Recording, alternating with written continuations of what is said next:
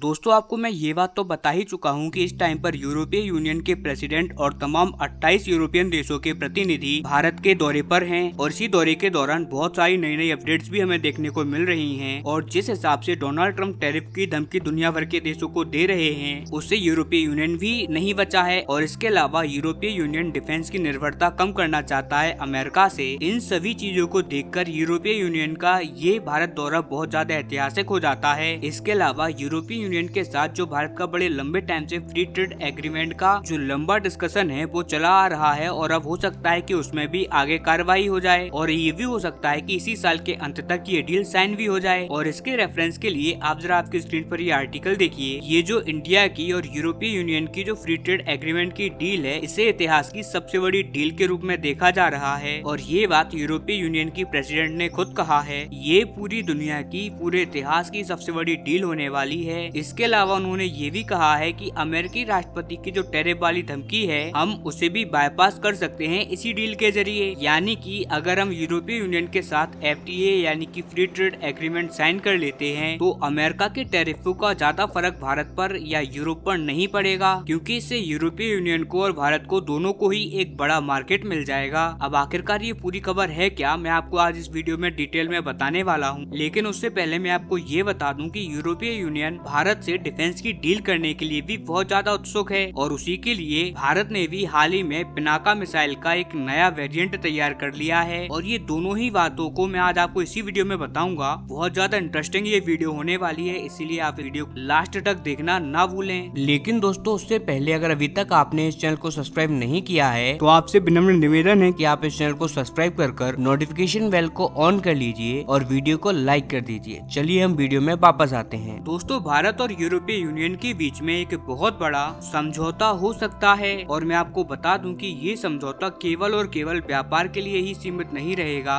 बल्कि ये डिफेंस को लेकर भी कवर करने वाला है। दरअसल मैं आपको पुरानी वीडियो में भी ये बात बता चुका हूँ कि यूरोपीय यूनियन की प्रेसिडेंट भारत में इस टाइम पर हैं और उनके द्वारा कई सारे बयान आ रहे हैं। उन्हीं के बीच में एक बयान ये भी आया है कि भारत और यूरोपीय यूनियन इसी साल के अंत तक फ्री ट्रेड एग्रीमेंट को साइन कर सकता है और ये पूरी दुनिया का सबसे बड़ा एक ट्रेड डील हो सकता है। इसके अलावा उन्होंने ये भी कहा है कि हम सिर्फ व्यापार में ही नहीं बल्कि रक्षा के क्षेत्रों में यानी कि डिफेंस के मामलों में भी मिलकर काम करेंगे। इसके अलावा दोस्तों अगर आपको फ्री ट्रेड एग्रीमेंट का मतलब नहीं पता तो मैं वो भी आपको बता देता हूँ। इसके तहत हम दोनों देशों के बीच में मतलब कि भारत और यूरोपीय यूनियन जितने भी यूरोपीय यूनियन के देश हैं उन सभी में बिना किसी टैक्सेशन या फिर बड़ी आसानी से व्यापार कर पाएंगे और अगर इनके बीच में कोई टैक्स लगता भी है तो वो बहुत ही ज्यादा मिनिमम टैक्स होगा और बहुत सारी ऐसी चीजें होंगी जिनके ऊपर एक छोटा सा भी टैक्स नहीं लगने वाला और इससे दोनों देशों के इस बीच में बहुत ज्यादा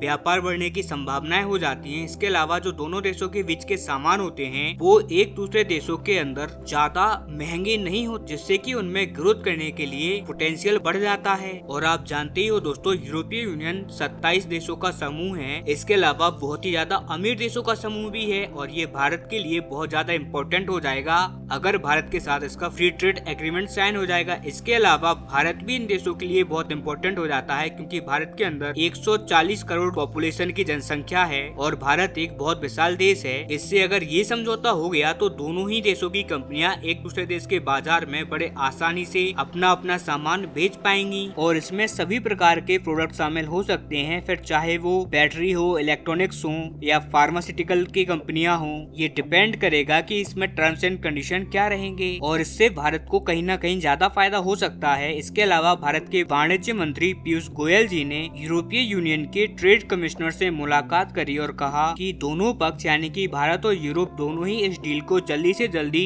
साइन करने की ओर अग्रसर हैं और तेजी से काम कर रहे हैं। अब व्यापार समझौते के अलावा दोनों ही देश एक दूसरे देश के साथ रक्षा संबंध भी बनाने का प्रयत्न कर रहे हैं। EU ने कहा कि दोनों ही देश मिलकर आतंकवाद, इसके अलावा साइबर हमले और समुद्री सुरक्षा को लेकर, इसके अलावा महत्वपूर्ण इंफ्रास्ट्रक्चर की रक्षा को लेकर आपसी सहयोग बढ़ाएंगे। इसके अलावा 2023 में भारत और यूरोपीय यूनियन ने गिनी की खाड़ी में एक साझा नेवल एक्सरसाइज करी थी। इसके बाद 2024 में भारत और यूरोपीय यूनियन के बीच में डिफेंस टॉक्स भी हुई थी और इससे साफ हो जाता है कि दोनों ही देश सुरक्षा के क्षेत्र में मिलकर काम करना चाहते हैं। यूरोपीय यूनियन भारत को अपनी रक्षा तकनीक और सैन्य उपकरणों के क्षेत्र में हिस्सेदारी देने की योजनाएं बना रहा है। और भारत भी अपनी सैन्य आपूर्तियों के लिए कुछ ही देशों पर निर्भर नहीं होना चाहता। भारत चाहता है कि या तो वो इंडिपेंडेंटली काम करे, यानी कि खुद से मेड इन इंडिया हथियारों को बनाए, या फिर एक या दो देशों की जगह जो भी दुनिया में या वर्ल्ड में बेस्ट चीजें हैं उनको परचेज करे। इसीलिए वो सभी देशों को देख रहा है कि कौन सा देश सबसे बेस्ट हथियार बनाता है जो हमारी सेना के लिए बेस्ट हो, और जहां से भारत को नई नई डिफेंस टेक्निक मिल सके। और हो सकता है कि यूरोप अपनी टेक्नोलॉजी भारत के साथ साझा करे नियर फ्यूचर। अब इसके अलावा यूरोप को भी भारत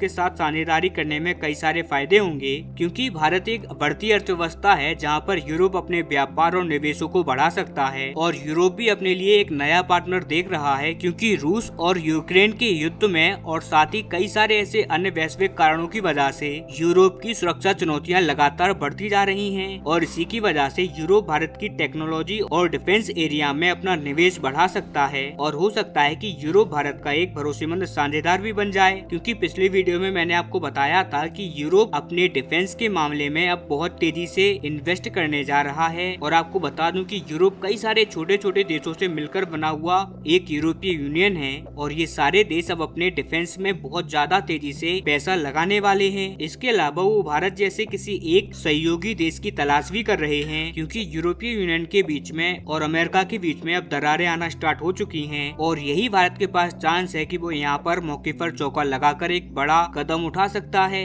अगर भारत चाहे तो इन देशों के साथ मिलकर हथियार बना सकता है। इसके अलावा आप जानती हैं कि ये अमीर देश हैं, तो इन्हें अपने अत्याधुनिक हथियारों को अपनी शर्तों पर बेच भी सकता है। जिस टाइम पर यूरोप का भारत में विजिट था, उसी टाइम पर भारत ने अपना पिनाका रॉकेट लॉन्चर का एक एडवांस मॉडल लॉन्च किया, और इसी हथियार को लेकर अब काफी सारे यूरोपियन देश इंटरेस्टेड हैं। DRDO ने Pinaka mark 3 multi barrel rocket launcher का पहला मॉडल पेश कर दिया है, और इसकी रेंज भी जबरदस्त है 120 किलोमीटर की, जो कि भारतीय सेना को बहुत ज्यादा घातक बनाएगा। और इस रॉकेट को हैदराबाद में एक डिफेंस एग्जीबिशन के दौरान पहली बार बताया गया। पिनाका मार्क 3 पहले के वर्जन से बहुत बड़ा और बहुत ज्यादा ताकतवर है। हम जानते हैं कि पिनाका मार्क 1 की रेंज 40 किलोमीटर, 2 की 60 से 90 किलोमीटर, और गाइडेड पिनाका की रेंज है 75 से 90 के बीच में। वहीं अब जो ये नया पिनाका आया है, इसकी रेंज सीधे 120 किलोमीटर की है। इसका एक बहुत बड़ा फर्क इसके साइज और कैलिबर में है। नए वाले पिनाका की रेंज है करीबन 300 mm की, और पुराने वाले की थी करीबन 214 mm कैलिबर की। और इसका साफ मतलब है कि अब इसमें ज्यादा एडवांस गाइडेड सिस्टम और ज्यादा फ्यूल की कैपेसिटी